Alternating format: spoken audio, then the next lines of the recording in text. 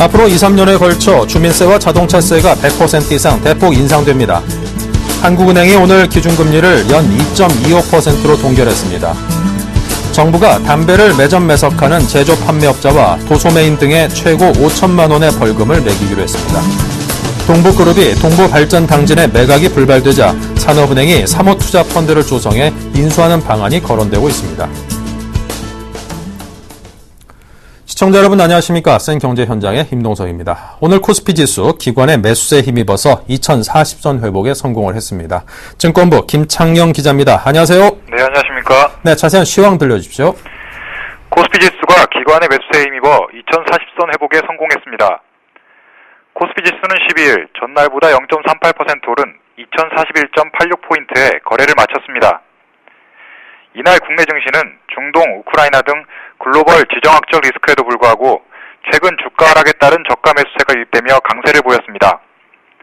다만 엔달러 환율이 107엔을 넘어서면서 수출주를 둘러싼 환경이 우호적이지 않아 향후 상승폭은 제한적일 가능성이 높다고 전문가들은 지적했습니다. 기관이 668억 원어치의 주식을 사들이며 지수 상승을 주도했습니다. 반면 개인과 외국인은 각각 119억 원, 688억 원을 순매도했습니다. 업종별로는 단말기 유통구조개선법 시행 기대감에 통신이 2.91%의 강세를 보인 가운데 전기가스, 은행, 철강금속 등이 상승했습니다.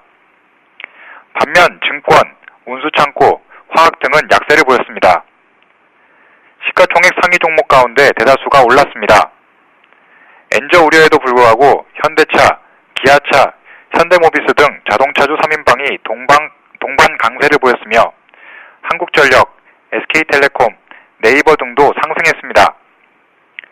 삼성전자, 신한지주, KB금융 등도 강보합세를 기록했습니다. 코스닥 지수는 전날보다 0.53% 내린 570.65포인트의 장을 마감했습니다. 서울 외환시장에서 원달러 환율은 전날보다 0.8원 내린 1035.3원에 거래를 마쳤습니다. 네, 그리고 정부의 담배값 인상 발표 후에 KTNG 주가가 약세를 보이고 있다고요? 네, 정부의 담배값 인상 발표 이후 KTNG의 주가가 연일 약세를 보이고 있습니다. 시장에서는 담배값 인상이 10년 만에 이루어지는 만큼 소비자의 가격 저항을 불러와 KTNG의 매출 감소로 이어질 것이란 우려감과 출고 가격 상승에 따라 실적이 개선될 것이란 기대감이 팽팽히 맞서고 있습니다. KTNG는 12일 유가증권 시장에서 전날보다 2.88% 내린 87,600원에 거래를 마쳤습니다. 정부가 담배값 인상안을 내놓은 전날 5.5% 급락한 데 이어 이틀 연속 하락세를 보이고 있는 것입니다. 이번 담배값 인상이 KTNG의 실적에 나쁜 영향을 줄 것이라고 보는 전문가들은 가격 인상폭이 너무 크다는 점을 꼽고 있습니다. 과거 인상 때와 비교해보면 이번 상승폭이 너무 커 단기적으로 판매량 감소가 불가피할 것이란 얘기입니다. 우원성 키움증권연구원은 조세재정연구원에 따르면 담배 가격이 2,000원 인상되면 담배 소비량은 34% 감소한다며 출고 가격이 동일한다고 가정할 때 판매량이 34% 줄면 KTNG의 내년 순이익은 기존 추정보다 33% 감소할 것이라고 전망했습니다. 실제 지난 2004년 말 담배값을 500원 인상한 후 이듬해 내수 담배 총수요는 23% 줄었습니다. KTNG 연간 내수 판매량과 연간 매출액도 각각 전년 대비 27%, 21.7% 감소했습니다. 박예란 IBK 투자증권연구원도 보건복지부는 담배 가격이 2,000원 올라가면 판매량이 20.5% 감소할 것으로 예측했다며 이 경우 KTNG 출고 가격 인상률보다 판매량 감소율이 더 커 부정적이라고 말했습니다. 이번 인상이 중장기적으로는 KTNG의 호재라는 분석도 나옵니다. 가격 인상에 따른 수익성 개선 효과가 판매량 감소를 만회해 줄 것이란 얘기입니다. 차재현 동부증권연구원은 KTNG가 보유하고 있는 담배 완제품 재고의 평가 이익은 기존 1,000원 인상 때 700억 원 내외였지만 가격 인상 폭이 2배로 늘어난 만큼 더욱 커질 것이라고 말했습니다. 이경주 한국투자증권연구원은 담배 판매량이 12% 이상 큰 폭으로 감소하지 않는 이상 주당 순이익에 부정적 영향은 없을 것이라며 담배값이 2,000원 인상되면 제조업체의 담배 한 갑당 평균 판매 단가는 최소 50원씩 높아진다고 설명했습니다. 정부안이 국회를 통과하려면 아직 많은 단계가 남아있는 만큼 실제 인상폭에 주목해야 한다는 신중론도 나옵니다. 조현아 신한금융투자연구원은 정부안대로 추진되면 KTNG의 출고 가격 인상폭이 작아 실적 악화가 불가피하지만 1,000원 수준의 세금 인상과 자체적인 가격 인상이 갑당 100원 이루어질 경우 내년 매출액과 영업이익은 전년 대비 각각 3%, 26.2% 늘어날 것이라며 정책 시행까지 불확실성이 남아있어 앞으로 정책의 방향을 예의주시할 필요가 있다고 설명했습니다. 네, 잘 들었습니다. 지금까지 김창영 기자였습니다. 감사합니다. 네, 감사합니다.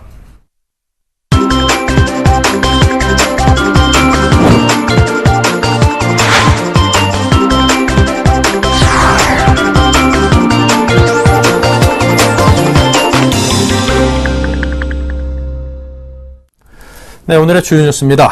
앞으로 2, 3년에 걸쳐 주민세와 자동차세가 100% 이상 대폭 인상됩니다. 또 연간 2조 원에 이르는 지방세 감면 혜택이 단계적으로 종료돼 세부담이 늘어날 전망입니다. 안전행정부는 이런 내용을 담은 지방세 개편 방향을 오늘 발표했습니다. 지방세 개편 방안은 지방 재정 확충을 위해 10에서 20년간 묶여있던 세금을 대폭 인상하고 국세보다 훨씬 높은 감면율을 점차 낮추는 내용을 담았습니다. 안행부는 이런 내용을 담은 지방세 기본법과 지방세법, 지방세 특례 제한법을 15일 입법 예고하고 정기국회에 예체출할 예정입니다.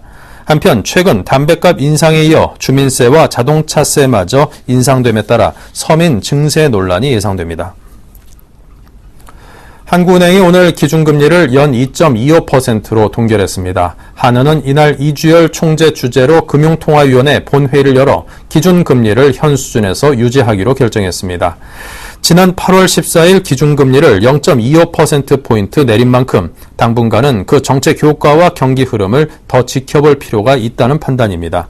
금융시장에서도 일찍부터 이달 기준금리는 동결될 것으로 예상해왔습니다.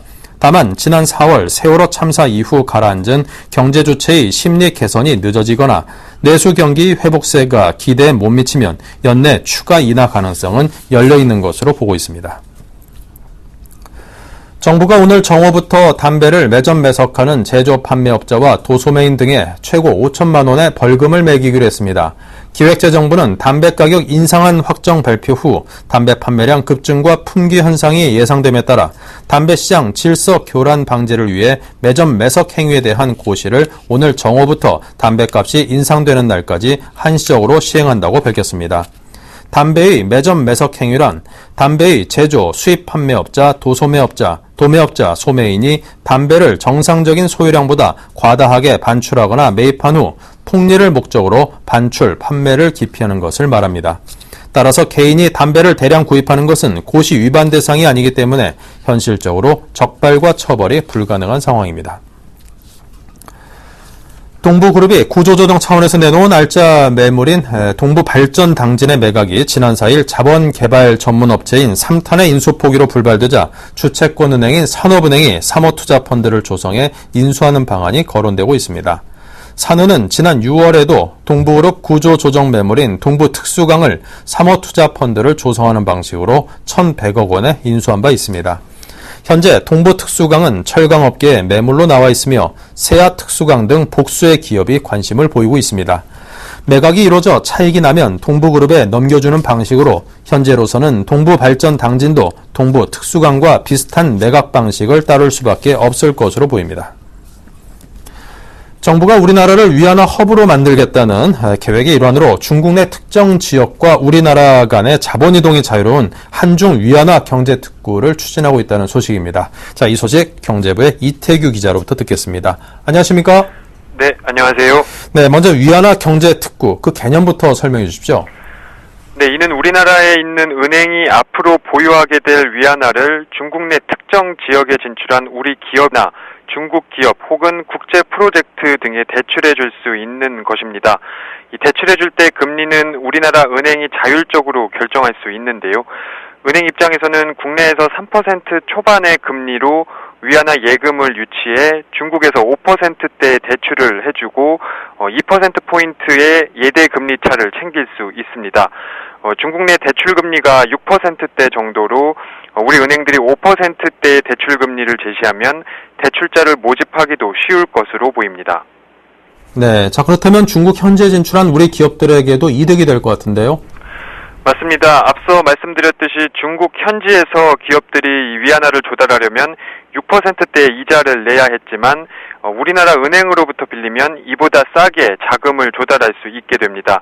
또 중국에 진출한 우리 기업 계열사나 국내 모기업에 위안화를 차입하는 길도 열리게 됩니다. 이외에 특구 내 기업들에게 법인세를 인하해주거나 근로자들의 소득세를 면제해주는 방안도 검토되고 있습니다.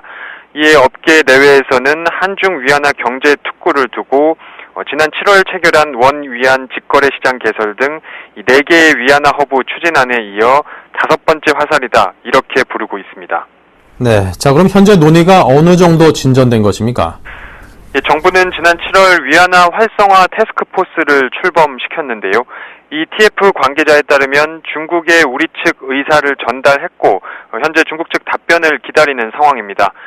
특구 지역으로는 우리 기업이 많이 진출한 산둥성 칭다오나 삼성전자 반도체 공장이 들어선 산시성, 시안 등이 물망에 오르고 있습니다. 네. 자 그렇다면 중국은 이를 통해서 어느 점을 노리고 있습니까? 예, 중국도 이걸 통해서 이득을 볼 수 있습니다. 중국 입장에서는 이 비중화권 국가인 한국을 위안화 국제화의 시험 국가로 삼을 수 있다는 이점이 있고요. 정치적으로는 연내 타결을 목표로 하는 그 한중 FTA와 위안화 경제 특구를 연계해 한중 FTA를 조기에 타결하려는 그런 속내도 담고 있습니다. 네, 잘 들었습니다. 지금까지 이태규 기자의 설명이었습니다. 감사합니다. 예, 고맙습니다.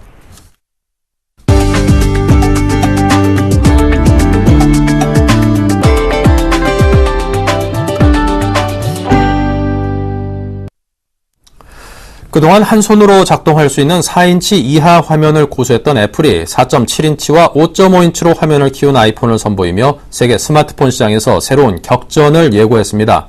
삼성과 소니도 지난 10일 폐막한 가전 전시회 IFA를 통해서 신제품을 공개하며 대응에 나섰습니다. 한지희 기자입니다. 수백 명의 군중이 지켜보는 가운데 베일에 가려졌던 애플의 신제품 아이폰 6와 아이폰 6 플러스가 서서히 모습을 드러냅니다. The iPhone 6 and the iPhone 6 Plus, they are without a doubt the best iPhones we've ever done. 신형 아이폰의 가장 큰 특징은 화면을 키운 것. 아이폰 6의 화면 크기는 4.7인치, 아이폰 6 플러스는 5.5인치나 됩니다. 스마트폰으로 동영상을 보는 사용자들이 늘면서 휴대전화는 한 손에 잡혀야 한다는 스티브 잡스의 유산을 버리고 대화면을 채택한 것입니다. 두께는 기존 5S보다 0.5mm 이상 얇아졌고 연산 능력도 25%, 그래픽 성능은 50% 향상됐다고 애플은 설명했습니다. 이처럼 애플이 화면을 키운 아이폰을 내놓으면서 대화면 스마트폰 시장을 석권하고 있는 삼성전자와의 맞대결을 피할 수 없게 됐습니다. 삼성전자는 베를린에서 열렸던 세계 가전 전시회 2파 개막에 앞서 지난 3일 신제품 갤럭시 노트4와 갤럭시 엣지를 공개했습니다. 갤럭시 노트4는 5.7인치 화면 크기에 메탈 소재를 적용해 디자인을 바꾸고 S펜 기능을 대폭 강화했습니다. 갤럭시 엣지는 디스플레이의 변화가 돋보입니다.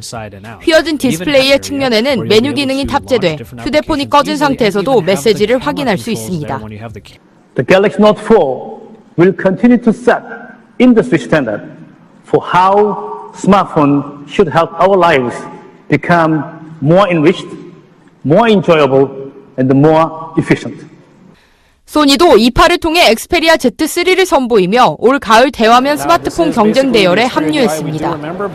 엑스페리아 Z3는 세계 최초로 플레이스테이션 4 리모트 플레이 기능을 탑재해 5.2인치 화면으로 플레이스테이션 4 게임을 즐길 수 있습니다. 4인치의 화면 크기를 고수했던 애플이 아이폰 6로 화면을 키웠고 삼성과 LG전자, 소니 등은 다양한 신제품으로 출사표를 던졌습니다. 여기에 샤오미 등 중국 휴대폰 업체들까지 가격 경쟁력을 무기로 세계 스마트폰 시장 문을 두드리고 있습니다. 올해 연간 판매량 12억 대를 넘어설 것으로 추산되는 세계 스마트폰 시장에서 글로벌 전자업체들의 새로운 경쟁이 시작됐습니다. 서울경제TV 한지입니다.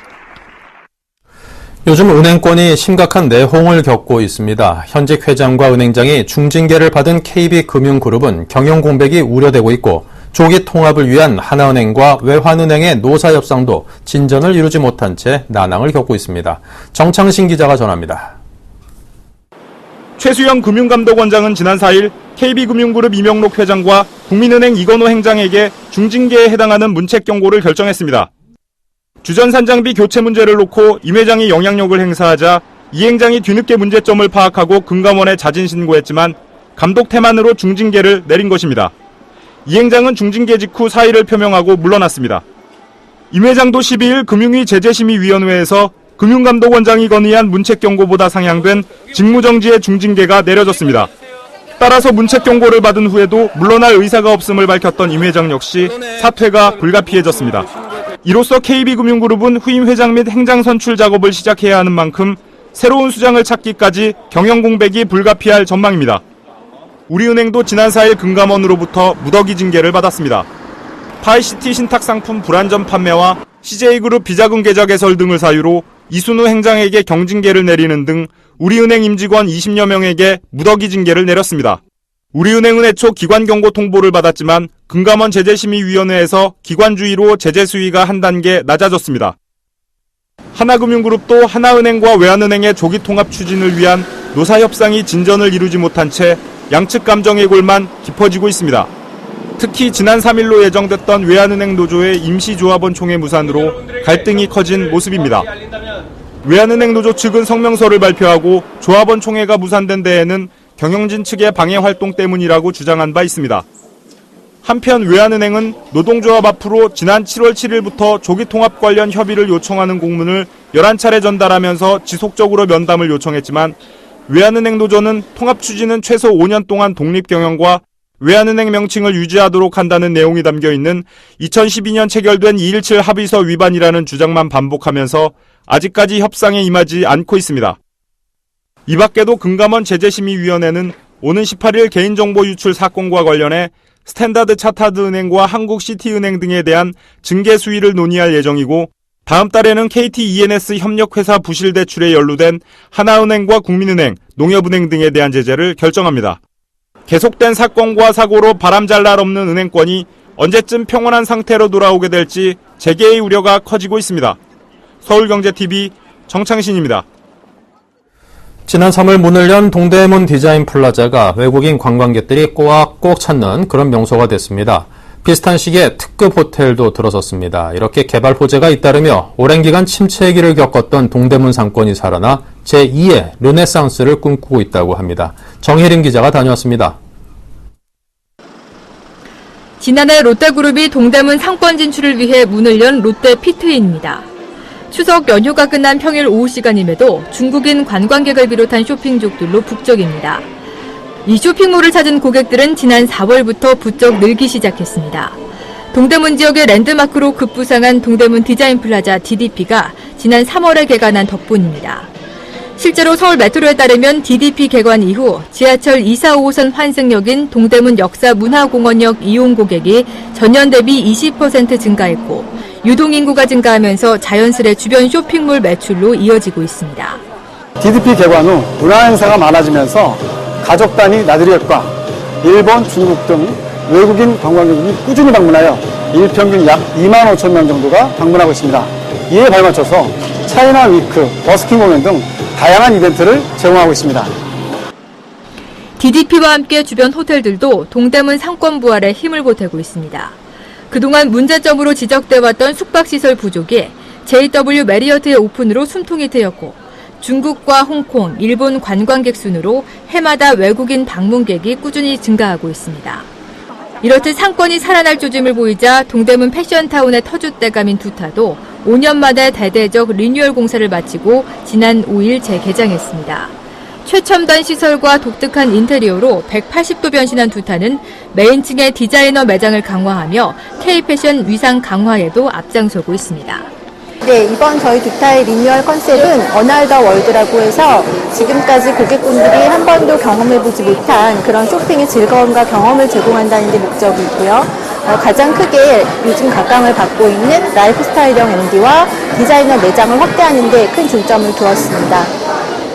이 밖에 동대문 역사문화공원역 14번 출구 굿모닝시티부터 두타까지 이어지는 인도폭이 2배 이상 넓어졌고 혼잡했던 버스 정류소도 새롭게 단장됐습니다. 또 소매 상점 지역과 DDP 방면으로 지하철 출구가 늘어나 관광객들의 접근성이 훨씬 좋아졌습니다. 수년간 침체됐었던 동대문 상권이 잇따른 개발 호재로 되살아나면서 제2의 전성기를 누릴 수 있을지 주목됩니다. 서울경제TV 정혜림입니다. 네, 이상으로 생경제 현장을 마칩니다. 감사합니다.